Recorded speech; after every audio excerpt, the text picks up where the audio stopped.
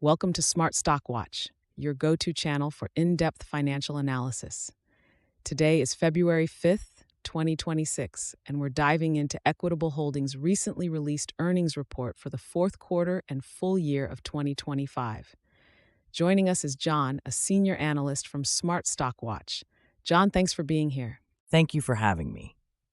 Equitable Holdings has had an eventful year, and I'm excited to break down their financial performance and strategic moves with you. Revenue and profitability overview. Let's start with the top line.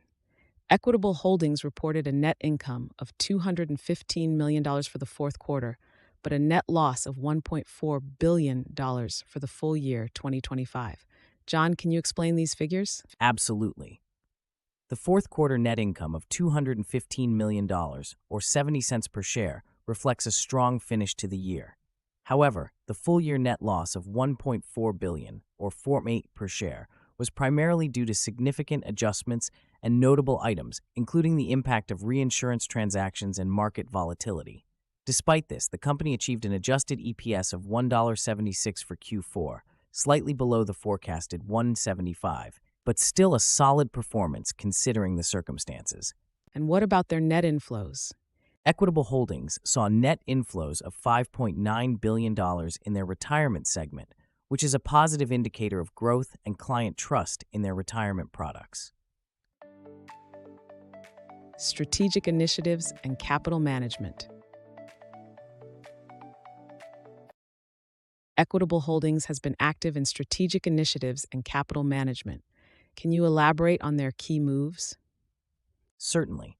One of the major strategic initiatives was the reinsurance transaction with RGA, which freed up $2 billion of capital.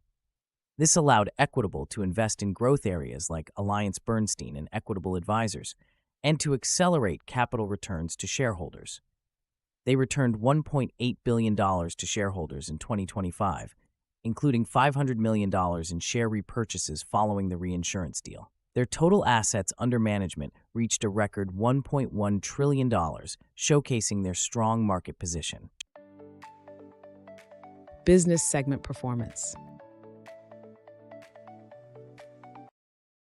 Let's delve into the performance of Equitable's business segments. How did they fare in the fourth quarter? The retirement segment reported operating earnings of $410 million, driven by higher net interest margins and fee-type revenue. However, the asset management segment faced net outflows of $11.3 billion for the year, partly due to the RGA transaction. Wealth management showed strength with assets under administration reaching $122 billion, supported by increased advisor productivity.